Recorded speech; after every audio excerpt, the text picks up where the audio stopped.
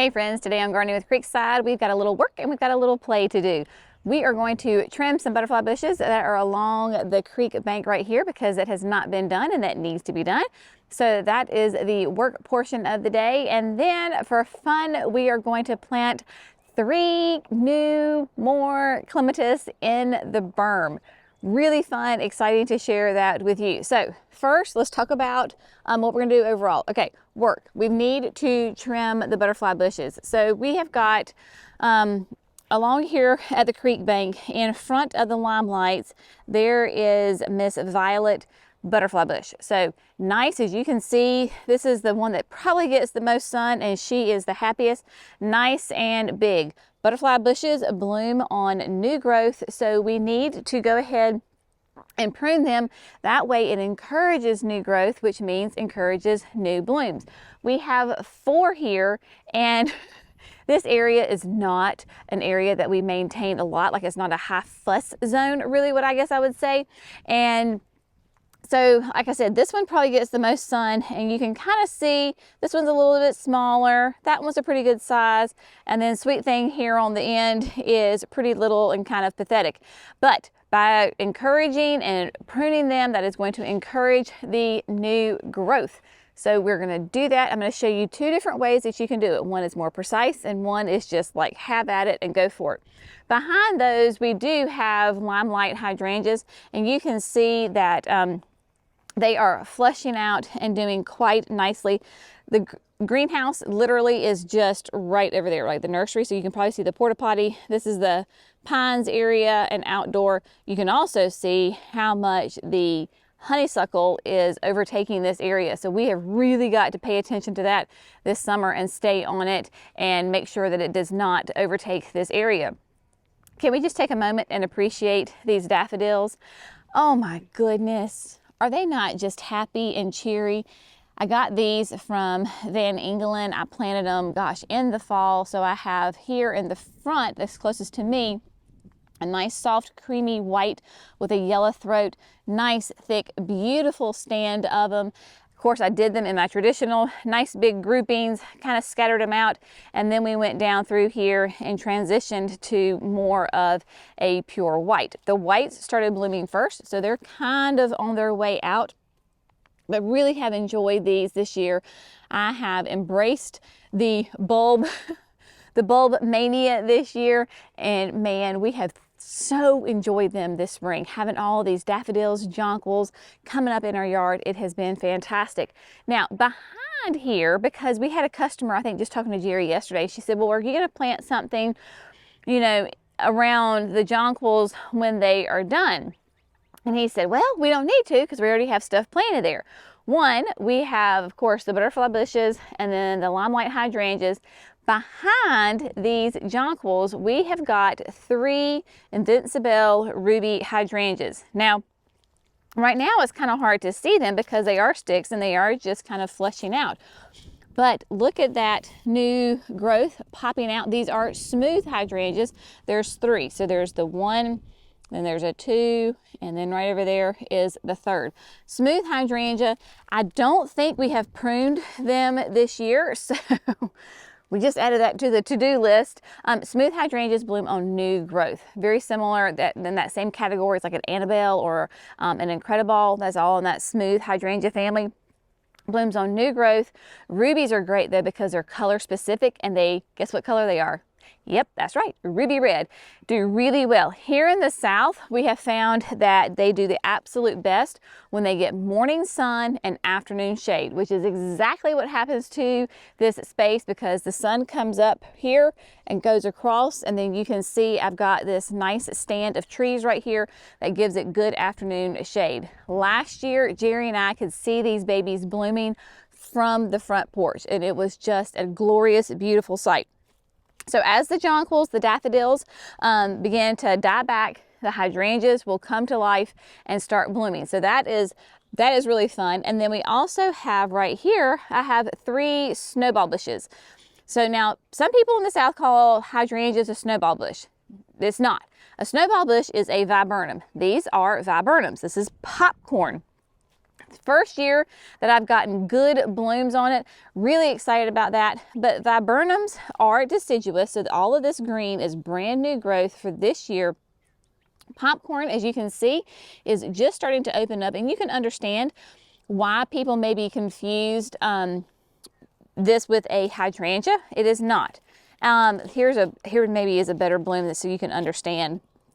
So this is the viburnum, popcorn viburnum, gets nice height to it, beautiful spring creamy flowers, very reminiscent of a hydrangea. I was afraid that because I have never gotten blooms off of my viburnums. Now they're only have been in here, like this may be the third spring. Yeah, third spring that they're in here. And so I was talking to a customer, she was like, just hang on, I bet they're coming, just wait. And I was like, okay, I'm gonna wait. Even if they didn't bloom, I was still gonna leave them here because their fall foliage is spectacular. It is gorgeous, beautiful red. So that gives you an idea of what is happening in this space. Will I plant annuals down here in front where those jonquils are? I very seriously doubt it, just because I have enough to keep up with, and that's not a high priority zone.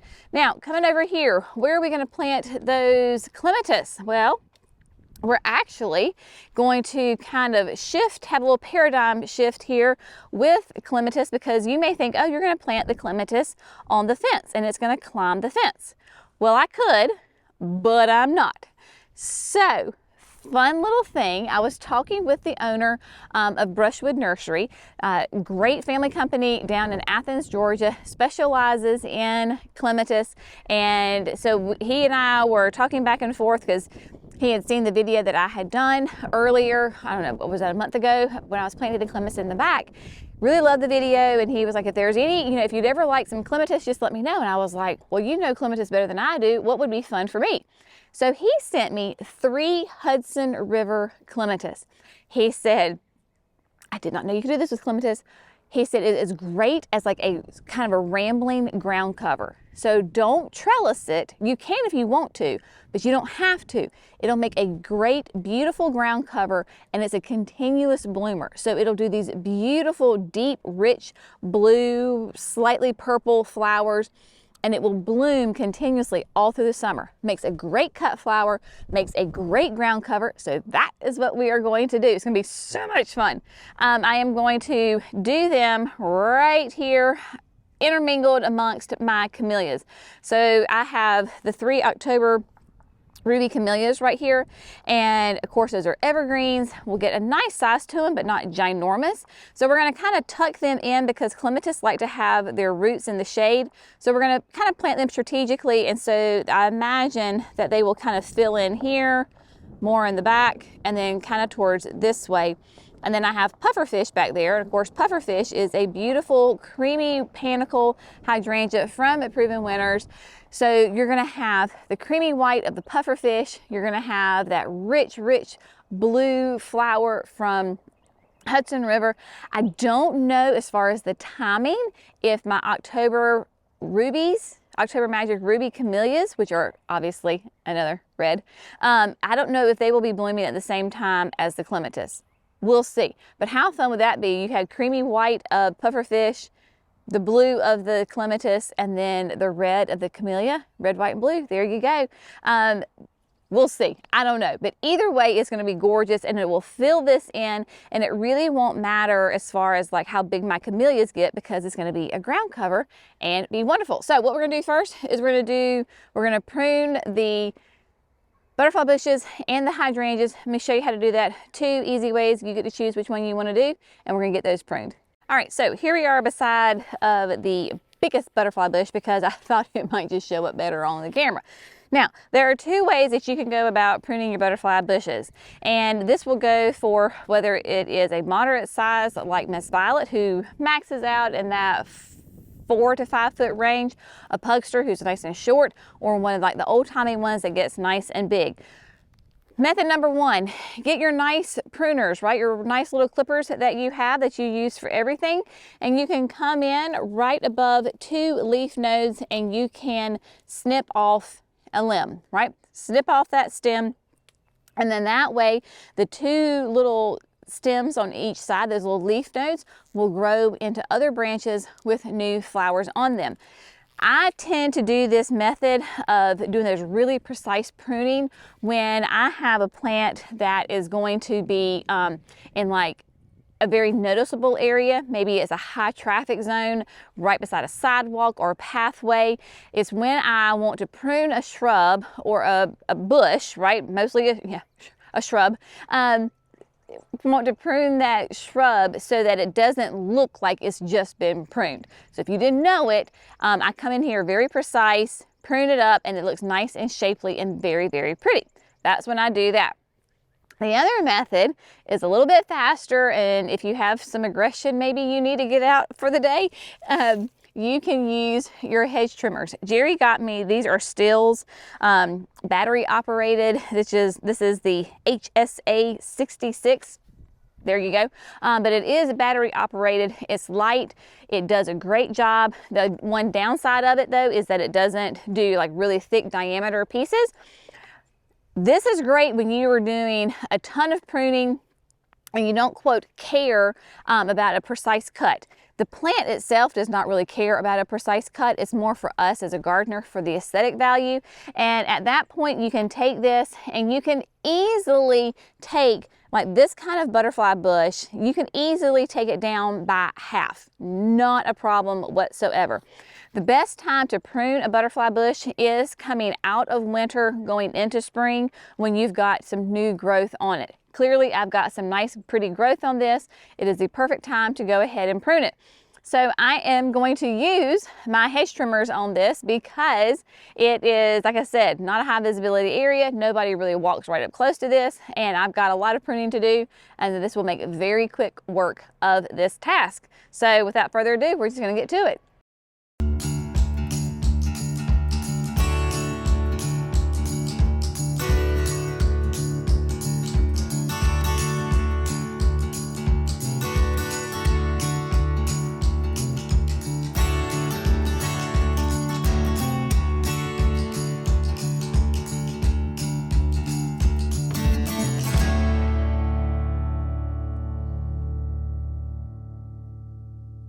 All right, so the Miss Violet has been pruned. She's good.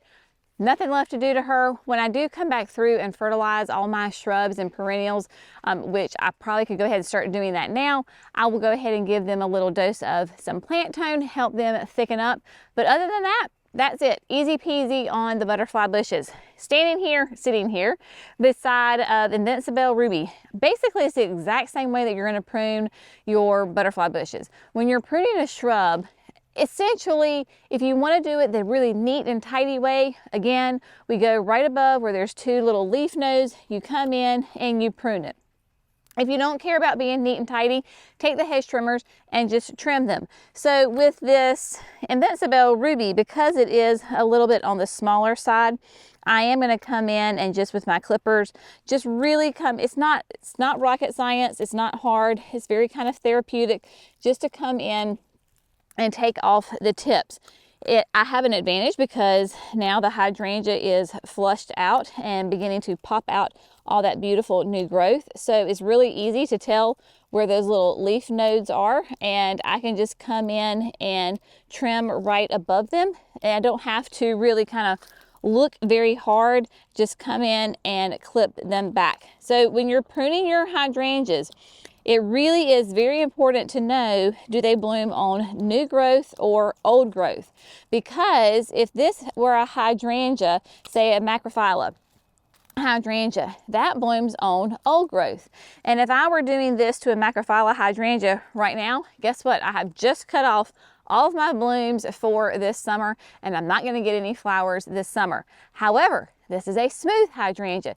It blooms on new growth. So I have not cut off any future blooms, and in fact, what I have done is I have encouraged more branching, more growth, which will mean more flowers. When you're fertilizing your hydrangeas, they have a lot of the same characteristics as far as nutritional wise as a rose. So rose tone is a wonderful fertilizer to use on your hydrangeas. If you do not have rose tone, plant tone is great. Plant tone, I say, is like the Swiss Army knife. If you have nothing and you only have one fertilizer, get plant tone because it will work on just about every single plant out there, whether it is a tree, a shrub, a perennial, an annual, a vegetable, plant tone is great. If you want to get more specific, rose tone is really good for your hydrangeas, and that's for all hydrangeas because it is a woody flowering shrub, just like a rose. So I only have 3 of these hydrangeas. So I'm gonna do, I've got 1, I'm gonna do the other 2, and then we're gonna pop on over and we're gonna go get those 3 clematis in the ground. Butterfly bushes are pruned, hydrangeas are pruned, and now we get to have some fun and we get to plant our 3 Hudson River clematis. Now, when you order from Brushwood, they will come to you like this. So it is a true gallon plant, and they have gone ahead and at the nursery removed the plant from the plastic container. Then what they do is they go ahead and package it up for you in a plastic bag. And you know you've got a really nice strong root system when the plant is holding its shape inside the plastic bag. It's like it is the perfect form of the container and is not all loosey-goosey in there. They go ahead and tape the plant tag on there for you. I like to personally go ahead and take this off and kind of bury it in my hole with my clematis. I have started, and not just clematis, but any kind of shrub, I have started to have plant tags where I write the name on it and then put it in there. That way when I'm walking by, if I don't remember, like, oh yeah, that's Hudson River. And I tuck them down in kind of in the mulch so they don't stick out too far, but it is a nice little touch. Then you can see that we have got some nice growth up here with the clematis. Now, clematis, of course, they are a vine and they can get really long. I mean, like we're talking about like feet of growth here. Obviously, that's really hard to ship a clematis when it has so many different feet upon feet of foliage. So they will go ahead and trim it for you before they send it. But notice that the foliage was out of the bag because they know that that foliage needs to be able to breathe and get some good air. And this is really hard to do one-handed. Anyway, there is the beautiful foliage right there. When I pull it out, I'll show you the whole thing. Clematis do like some nice, really organically rich soil. In the berm, if you remember back in the fall when we built the berm, we brought in a lot of topsoil, then we brought in some compost and added it to it. And then our top dressing, our mulch per se, is a blend of pine bark fines and compost. However, this still is a new bed. I want these clematis to outlive me. And so I am going to use both my biotone and my land and sea. I will show you everything on how I'm going to do it. And then of course I have my handy dandy power planter auger to give me a nice big hole, nice wide hole for the clematis to go into. The clematis, like I said, are a 1 gallon. My auger bit is like for a 3 gallon size shrub, so this will fit nicely in there. When you're planting your clematis, of course, you want to have a nice wide hole. There are 3 different kinds of clematis as far as how you prune them. There's a pruning 1, 2, and 3. Pruning type 3 clematis, which is what Hudson River is one that blooms completely on brand new growth. So this time, or even probably earlier than this time next year and all the other years, I can take Hudson River and I can cut it all the way back because it will just encourage new growth and it flushes out and blooms on that new growth. Also, if I want to prune it, or if I'm cutting some cut flowers during the growing season, by cutting off those flowers, that is a type of pruning and it encourages new growth, which will encourage new flowers. Really the only type of clematis, pruning type 2, is where you really want to make sure that that is buried really, really deep. Because here in the South, we always talk about you want to plant your your shrubs up a little bit because of our thick clay soil. That is only for clematis number 2, the type 2 of clematis. This is a 3, so I will plant it traditionally how I do, just a little bit above the soil, and then of course I will bring compost back around it. So we're going to get the camera set up, and then I'm going to try to figure out exactly where I want to put these 3 clematis so that I get the best coverage for them in the berm. So let's figure this thing out. I think I am happy with the placement of these clematis with these camellias. So I have my camellias are basically in a triangle, right? With the puffer fish kind of in the center and the back. The two camellias that are towards the back, I went ahead and put the clematis in front of them, thinking that the clematis will come forward and then off to each side, kind of spilling over. And I am sure that I will be able to kind of direct it in which way that I want it to go. Then the camellia that's in the center, that is more forward, I didn't want to put that clematis in front of it because then it's going to go in the grass and I'm constantly fighting it. So I put that clematis behind it, thinking that it will go more towards the pufferfish and fill in that area. This is all a new experiment to me. I have never used a clematis as a ground cover before, so I'm super excited about this, but I really don't think I can go wrong with the placement on these. So what I'm going to do is just do kind of an assembly line. I'm going to use my power planter auger. I'm going to dig all of my holes, being careful of my camellia roots, although I don't think it should be too much of a problem because they just went in this fall, but I will be aware of that and not hit the camellias. Do my hole.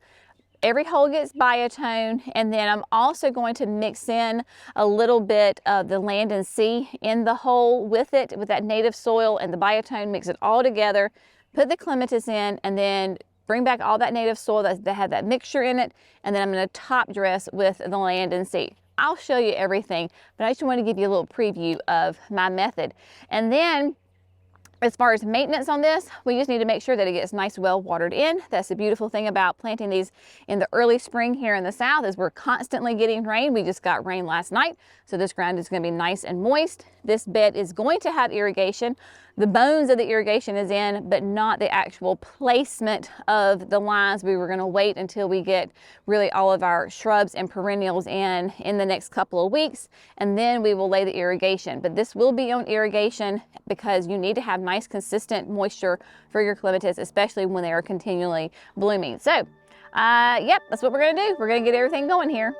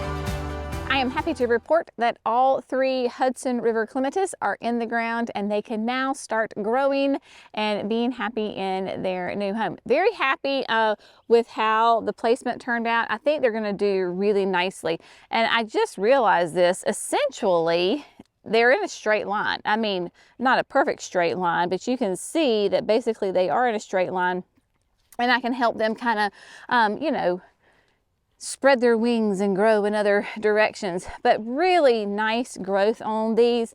This one definitely had the most top growth out of the 3 plants, but on all 3, hopefully this camera will show it. See all those little eyes right there that are popping up? All of that is brand new growth, which means we're going to have beautiful foliage and then flowers. We should get flowers this year because these are nice, mature plants in a root system. Even though this one had the least amount of top growth, lots of good growth right here. So very, very happy with this. So I encourage you, if you are in the market for some clematis, whether you think you are or not, you are, because they're so extremely versatile. I think the hardiness zone on this one is like from zones 4 to 11. I mean, that's insane, y'all. I mean, that is like a huge range. So I really encourage you to check out Brushwood Nursery online, and you can place your order, you can search by color and pruning type, and they have all these different ways that you can search for clematis, and they have just a huge selection. Beautiful, healthy plants, gorgeous root systems, getting a true gallon plant. So that's really important when you're ordering online, to know what size plant you're getting.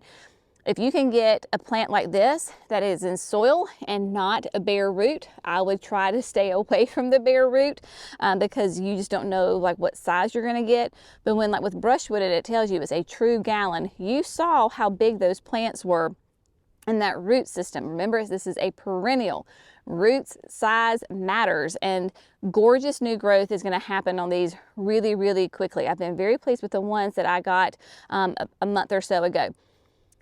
They did send me one other clematis, but it does need staking. And the fantastic thing about this one, well, there's a lot of great things, of course. One is relatively new to the market, so that's always fun. But it is a fragrant clematis. So if it's fragrant, I want to be able to smell it. And that means I need to have it somewhat close to the house or where we travel a lot. So I haven't quite figured out exactly where I want to put it. I've got to figure out the next couple of days and go ahead and get it in the ground. Of course, when I do, or right after I do, I will share that with you. But that was a really fun one. I have to do a little thinking on where that's going to go. I got to be a little bit more strategic on that placement. But check out Brushwood Nursery, see what they have to offer, and it's a great product for an excellent price. What you pay for what you get is excellent. So check them out. Tell them that Jenny sent you, and it's been nice to get some work done. Those butterfly bushes have been driving me crazy, just knowing in the back of my brain that I need to get them done. And then, of course, with these sweet clematis coming, as soon as you get them, you need to get them in the ground ASAP. And so it feels good to get that done as well.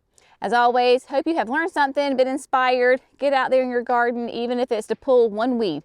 That's making progress in the right direction, y'all.